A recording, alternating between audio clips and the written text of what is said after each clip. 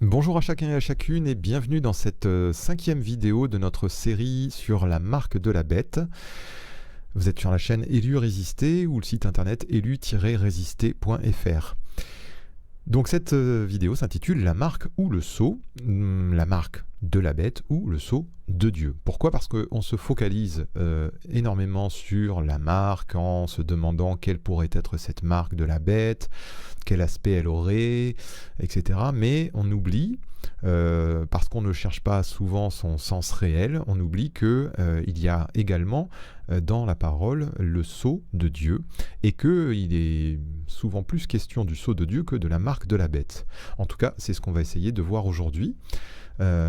Donc, on va oublier ce slogan qui est déjà comme une réponse toute faite et qui nous focalise sur un objet qui n'est pas le sens sur lequel veut nous attirer la parole de Dieu. Et on va essayer de voir vraiment ce qu'elle nous dit. Donc je rappelle ce texte qui nous sert de base pour ces vidéos, Apocalypse 13, versets 16 et 17 et 18 aussi. Et elle fit, la bête, que tous, petits et grands, riches et pauvres, libres et esclaves, reçussent une marque sur leur main droite ou sur leur front, et que personne ne put acheter ni vendre sans avoir la marque, le nom de la bête ou le nombre de son nom. C'est ici la sagesse, que celui qui a de l'intelligence calcule le nombre de la bête, car c'est un nombre d'hommes et son nombre est 666. Alors, le mot marque, ça vient du grec charagma. Je ne l'avais pas dit jusqu'à maintenant, et ça désigne un timbre, une marque imprimée, la marque mise au fer rouge sur les chevaux par exemple, une chose sculptée, une sculpture, un ouvrage gravé d'images idolâtres par exemple. C'est un mot qui est utilisé quasi exclusivement pour désigner la marque de la bête, mais on le retrouve dans un verset de Acte 17 et verset 29. Ainsi donc, c'est Paul qui parle à des païens, ainsi donc, étant la race de Dieu, nous ne devons pas croire que la divinité soit semblable à de l'or ou à de l'argent, ou à de la pierre sculptée, donc charagma, par l'art et l'industrie de l'homme. Voilà, c'est la seule fois où, en dehors des textes de l'Apocalypse sur la marque de la bête, ce terme est utilisé. Et donc, on voit qu'il représente quelque chose qui est imprimé ou gravé, et exclusivement, on va dire, de manière physique. Mais il y a un autre terme, le sceau de Dieu, c'est pour ça que c'est pas le même mot, qu'on trouve dans Jean, par exemple, au chapitre 6 et verset 27, car c'est lui, donc Jésus-Christ, que le Père, que Dieu a marqué de son sceau. Et là, le mot sceau, lui, c'est le terme sphragizo, un terme grec, mettre un sceau dessus, marqué d'un sceau, scellé. Alors, il y a d'autres significations. La signification, c'est dans le but de marquer une personne ou une chose, poser une marque par l'impression d'un sceau ou d'un timbre. Il est dit que les anges sont scellés par Dieu, mais aussi dans le but de prouver, confirmer ou attester une chose, confirmer l'authenticité, mettre hors de doute d'un document écrit, prouver par un témoignage qu'une personne est bien ce qu'elle affirme être. Donc le terme sphragizo, à la différence de charagma, il a un sens, on va dire, concret, pratique, comme celui de sceller, par exemple, la pierre du tombeau de Jésus, c'est sphragizo qui est utilisé. Ils ont scellé la pierre, ils ont sphragizo la pierre. Mais il a aussi un sens, on va dire, un sens un peu plus profond, qui est de confirmer une authenticité, de prouver, d'attester d'une chose. C'est bien pour ça qu'on utilise le mot sceau, qui est par exemple le terme qui a été utilisé pour le cachet qu'on met sur une lettre, qu'on avait le sceau d'un roi pour attester, etc., etc. Voilà. Donc, on va voir où est utilisé ce terme sphragizo. Jean 3, verset 33. Celui qui a reçu son témoignage a sphragizo, certifié que Dieu est vrai. Donc ça, c'est Jean-Baptiste qui nous parle de Jésus. Et donc, il atteste, il certifie. Vous voyez, c'est dans une dimension spirituelle qui va employer ce terme. Jean 6, 27. Travaillez, non, c'est Jésus qui parle, travaillez non pour la nourriture qui périt, mais pour celle qui subsiste pour la vie éternelle et que le Fils de l'homme vous donnera, car c'est lui que le Père, que Dieu, a sphragizo, a marqué de son sceau. Là encore, c'est Dieu qui atteste.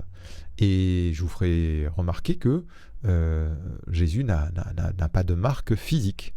Il a une marque spirituelle. Je continue. 2 Corinthiens 1 et verset 22. Paul parle et il dit de Dieu, lequel nous a aussi marqué d'un sceau, sphragizo, et a mis dans nos cœurs les arts de l'esprit. Donc là, vous remarquerez que le terme scellé, ou marqué d'un sceau, il est en lien avec l'esprit. Et regardez dans Éphésiens 1,13, en lui, en Christ, vous aussi, après avoir entendu la parole de la vérité, l'évangile de votre salut, en lui vous avez cru et vous avez été sphragizo du Saint-Esprit qui avait été promis. Vous avez été scellés du Saint-Esprit. Là encore, le terme sphragizo est lié à l'Esprit de Dieu. Éphésiens 4, 30. N'attristez pas le Saint-Esprit de Dieu par lequel vous avez été sphragizo, scellés, pour le jour de la rédemption. Là encore, le fait d'être scellé par l'Esprit de Dieu, enfin le terme sphragizo est en lien avec l'Esprit de Dieu. Et c'est pas anodin, en fait, il y a énormément de versets qui relient ce terme à l'Esprit de Dieu. Il y en a quelques-uns, comme je vous ai dit tout à l'heure, par exemple le fait de sceller une pierre, où il est utilisé pour des choses, on va dire, pratiques, mais il est très souvent employé dans ce sens-là. Romains, chapitre 4 et verset 11, là il est question d'Abraham, et le terme c'est pas sphragizo, c'est sphraxis, c'est le sceau, un sceau. Et on va voir donc, il est question d'Abraham, et voilà ce que Paul nous dit. Et il reçut le signe de la circoncision comme un sceau de la justice qu'il avait obtenu par la foi quand il était incirconcis, afin d'être le père de tous les incirconcis qui croient, pour que la justice leur fût aussi imputée. Alors, notez bien, parce que là, il va être question de la circoncision. On est dans l'Ancienne Alliance, enfin Paul nous parle de l'Ancienne Alliance, et avant même l'Ancienne Alliance, il nous parle d'Abraham, le père des croyants. Et il nous dit, il reçut le signe de la circoncision. Il ne nous dit pas le sceau de la circoncision, il nous dit le signe de la circoncision comme un sceau. Un sceau de quoi? De la justice qu'il avait obtenue par la foi. C'est-à-dire que la circoncision était quelque chose de visible, donc un signe, quelque chose qui signifie, pour désigner, pour représenter quelque chose d'invisible. Et c'était quoi cette justice qu'il avait obtenue par la foi? Et cette justice, elle était scellée. Il y avait ce sceau de la justice. Et ça, c'est très important parce qu'aujourd'hui, nous sommes dans la Nouvelle Alliance. Et vous allez voir, je vous prends 2 textes. Colossiens 2,11 nous dit « Et c'est en lui, en Christ, que vous avez été circoncis d'une circoncision que la main n'a pas faite, mais de la circoncision de Christ, qui consiste dans le dépouillement du corps de la chair. » Alors ce n'est plus la circoncision comme dans l'Ancienne Alliance, mais c'est dans la circoncision. Ce n'est plus la circoncision d'Abraham, mais c'est la circoncision de Christ. Philippiens 3, verset 3 nous dit « Car les circoncis, c'est nous, donc les véritables circoncis aux yeux de Dieu, c'est nous qui rendons à Dieu notre culte par l'Esprit de Dieu, qui nous glorifions en Jésus-Christ et qui ne mettons point notre confiance en la chair. » Le fait de mettre sa confiance dans la chair, c'était rester sous l'Ancienne Alliance. Mais là, le fait de rendre un culte à Dieu par l'Esprit de Dieu, et surtout de se glorifier en Jésus-Christ, c'est-à-dire ne plus mettre notre confiance dans nos propres œuvres, donc dans tout ce que nous aurions pu faire pour plaire à Dieu, mais mettre notre confiance dans le fait que l'œuvre de Christ est parfaite, ce que Christ a accompli pour nous est parfait pour Dieu. Et c'est en lui que nous nous rencontrons avec Dieu, que nous nous réconcilions avec Dieu.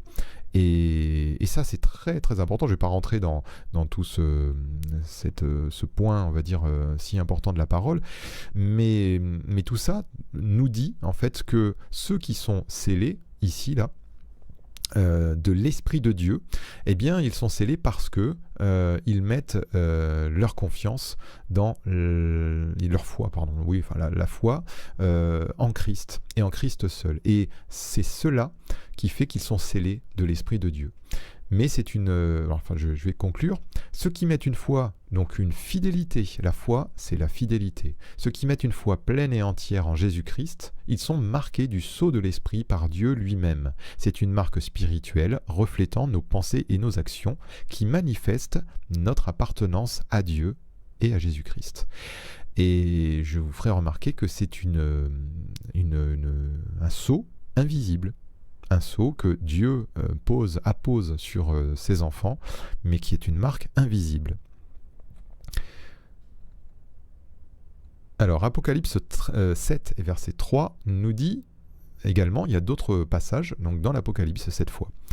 Ne faites point de mal à la terre, ni à la mer, ni aux arbres, jusqu'à ce que nous ayons marqué du sceau, donc jusqu'à ce que nous ayons phragizo, le front des serviteurs de notre Dieu. Et j'entendis le nombre de ceux qui avaient été sphragizo, 144 000 de toutes les tribus des fils d'Israël, de la tribu de Juda. Alors, il y a marqué 12 000 sphragizo, c'est pas marqué du sceau, mais c'est 12 000 sphragizo. De la tribu de Ruben, 12 000 sphragizo, de la tribu de Gad, 12 000 sphragizo, de la tribu d'Aser, 12 000 sphragizo, de la tribu de Nephtali, 12 000, etc., etc. Je ne vais pas tout lire. Et de le dernier verset, 12 000 sphragizo marqué du sceau. Voilà. Apocalypse 9 et verset 4, c'est là où il y a des fléaux qui tombent sur la terre, et voici l'ordre qui est donné à des anges qui les exécutent. Il leur fut dit de ne point faire de mal à l'herbe de la terre, ni à aucune verdure, ni à aucun arbre, mais seulement aux hommes qui n'avaient pas le sphraxis de Dieu, le sceau de Dieu sur le front. Et ce passage-là, donc il est question, en fait, dans l'Apocalypse, de deux marquages. Un marquage charagma, comme du terme qu'on a vu au début de la marque de la bête. La bête va charagma l'humanité. Et au milieu de cette humanité, il y a un autre marquage qui est le sphragizo de Dieu. Et là, dans ce passage-là, il concerne les 144 000 d'Israël. Bon, je ne vais pas m'étendre sur qui sont-ils, mais il y a un passage dans l'Ancien Testament qui est très semblable et qu'on va aller voir tout de suite. Je vous ai dit, il y a plein de renvois dans l'Apocalypse à l'Ancien Testament. Et on va voir dans Ézéchiel au chapitre 9, versets 1 à 7, il nous est dit « Puis il cria d'une voix forte à mes oreilles, « Approchez-vous, vous qui devez châtier la ville, chacun son instrument de destruction à la main. » Et voici, 6 hommes arrivèrent par le chemin de la porte supérieure du côté du septentrion, chacun son instrument de destruction à la main. Il y avait au milieu d'eux un homme vêtu de lin et portant une écritoire à la ceinture. Ils vinrent se placer près de l'autel d'airain. La gloire du Dieu d'Israël s'éleva du chérubin sur lequel elle était et se dirigea vers le seuil de la maison, et il appela l'homme vêtu de lin et portant une écritoire à la ceinture.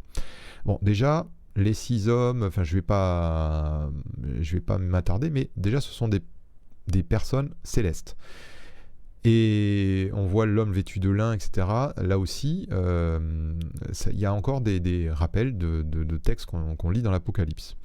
L'Éternel lui dit, « Passe au milieu de la ville, au milieu de Jérusalem, et fais une marque sur le front des hommes qui soupirent et qui gémissent à cause de toutes les abominations qui s'y commettent. » Et à mes oreilles, il dit aux autres, « Passez après lui dans la ville et frappez, que votre œil soit sans pitié et n'ayez point de miséricorde. Tuez, détruisez les vieillards, les jeunes hommes, les vierges, les enfants et les femmes, mais n'approchez pas de quiconque aura sur lui la marque, et commencez par mon sanctuaire. » Ils commencèrent par les anciens qui étaient devant la maison. Il leur dit, « Souillez la maison et remplissez de morts les parvis. Sortez !» Ils sortirent et ils frappèrent dans la ville. Alors on voit qu'il y a des jugements qui tombent sur Jérusalem et que ceux qui n'ont pas ce sceau de Dieu, cette marque, ils sont châtiés, ils sont tués, tout simplement.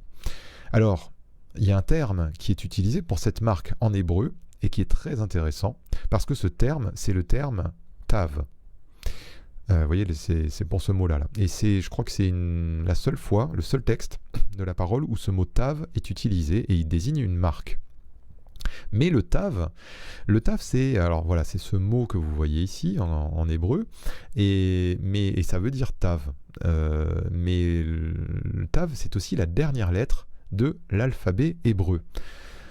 Et cette dernière lettre, alors je vous ai mis un petit extrait de la fiche Wikipédia sur le mot tav, et voilà ce qui nous est dit. Le tav est passé de ce signe-là, qui est le signe de la croix, en hébreu ancien, à ce signe-là qu'on utilise aujourd'hui, en passant par la croix et le T. C'est pour ça que le tav, c'est l'ancêtre de notre T dans notre alphabet. Bon, et je ne lis pas la suite, vous verrez, dans l'alphabet chinois, il en est aussi question. Cette marque de ceux qui soupirent et qui gémissent à cause des abominations qui se font dans Jérusalem, eh bien cette marque c'est une croix, parce qu'en hébreu ancien, on le représentait par une croix. Donc ça nous montre vraiment que ceux qui ont reconnu qui se glorifient en Christ, comme le disait le texte avant, qui mettent leur foi en Christ, qui sont marqués par la croix de Christ, qui sont morts à eux-mêmes, parce que c'est aussi ce que signifie cette croix, et ressuscités en Christ, qui s'identifient à Christ par la mort et la résurrection. Eh bien, ils ont cette marque invisible, parce que là, il s'agit d'une marque invisible, en tout cas, on va dire spirituelle, et ils échappent au châtiment. La marque n'est autre que la croix, où le Sauveur mourit pour le péché des hommes. Ceux qui la reçoivent ceux qui la reçoivent seront sauvés du jugement et la garde. J'ai fait une erreur là, excusez-moi. Et il y a un dernier détail, c'est commencer par mon sanctuaire. Bon, ça c'est un texte d'Ézéchiel, de l'Ancienne Alliance, mais on a un texte dans la Nouvelle Alliance où 1 Pierre, chapitre 4 et verset 17 nous dit « Car c'est le moment où le jugement va commencer par la maison de Dieu. Or, si c'est par nous qu'il commence, quelle sera la fin de ceux qui n'obéissent pas à l'évangile de Dieu ?» Donc vous voyez qu'il y a une correspondance encore entre l'Ancien et le Nouveau Testament, et que quand vient le jugement, eh bien, il est nécessaire, pour échapper au jugement, d'avoir la marque de Dieu. Et ce qui est important, c'est pas tellement de ne pas avoir pris la marque de l'Antichrist. Ce qui est important, c'est d'avoir la marque de Dieu. Et en tant qu'enfant de Dieu, on devrait se préoccuper surtout d'être scellé du sceau de Dieu. Et on n'est pas scellé une fois pour toutes. Le Seigneur nous dit soyez remplis du Saint-Esprit et demeurez en moi. On doit demeurer dans son alliance. Ça veut dire demeurer, ça veut dire rester tout le temps, continuellement. Et non pas venez me visiter une fois de temps en temps le dimanche matin quand vous y pensez. Non, c'est continuellement qu'on doit être imprégné, marqué par la pensée de Dieu, par la parole de Dieu, etc., etc. Éphésiens 2, versets 1 et 2. Vous étiez morts par vos offenses et par vos péchés dans lesquels vous marchiez autrefois selon le train de ce monde, selon le prince de la puissance de l'air, de l'esprit qui agit maintenant dans les fils de la rébellion. Pourquoi je vous marque ce verset? Pour vous parler de le train de ce monde, le prince de la puissance de l'air, du temps de l'apôtre Paul. Déjà, et bien avant bien sûr, depuis toujours, Satan oppose son esprit antichrist à Dieu et œuvre parmi les hommes pour infuser sa pensée diabolique. Il agit dans les fils de la rébellion, l'esprit de ce prince de ce monde. Et son esprit, il veut marquer les esprits des hommes. C'est un petit peu pour ça que je vous marquais ce verset. Il veut marquer les esprits des hommes. 2 marquages sont déjà à l'œuvre. Il ne s'agit pas d'attendre l'apparition d'une marque comme la puce électronique au dernier moment. C'est pas de ça dont il est question. Soit on prendra le sceau, la marque de l'Antichrist, dans sa pensée et ses actes, le front et la main, on l'a vu dans une vidéo précédente, soit on est marqué du sceau de l'Esprit de Dieu, de la croix de Christ, qui est le centre de notre vie, par laquelle nous sommes crucifiés à ce monde, comme ce monde l'est à nous. Et c'est très sérieux. Le Seigneur, il nous dit de nous offrir entièrement. Et c'est pas dans la demi-mesure que le Seigneur veut que nous fassions les choses. Offrez vos corps en sacrifice. On ne peut pas offrir une main ou un bras, hein. C'est tout le corps. Et en se maintenant dans ce renoncement au monde et en vivant la parole de notre Seigneur, il nous gardera lui-même de ces choses qui viendront. Et là encore, se confier en Dieu, c'est pas essayer de trouver le moyen de quelle est cette marque de l'Antichrist, et comme ça, si je sais ce que c'est, je vais pas la prendre, et comme ça je serai tranquille, parce que ça, c'est encore se confier en nous-mêmes. Voilà ce que nous dit pour conclure le Seigneur. Apocalypse 3, versets 10 et 11. « Parce que tu as gardé la parole de la persévérance en moi, je te garderai, c'est lui qui nous gardera. Aussi, à l'heure de la tentation qui va venir sur le monde entier pour éprouver les habitants de la terre. Je viens bientôt, retiens ce que tu as afin que personne ne prenne ta couronne. Et ce que tu as, c'est ta foi. Celui qui vaincra, je ferai de lui une colonne dans le temple de mon Dieu, et il n'en sortira plus. J'écrirai sur lui le nom de mon Dieu, et le nom de la ville de mon Dieu, de la nouvelle Jérusalem qui descend du ciel d'auprès de mon Dieu, et mon nom nouveau. » Je vous dis à très bientôt pour la suite. On verra cette fois l'image et le nom de Dieu. Ce sera une vidéo un petit peu plus longue parce qu'il y a pas mal de choses à dire. Voilà, je vous dis à très bientôt. Soyez bénis. Au revoir.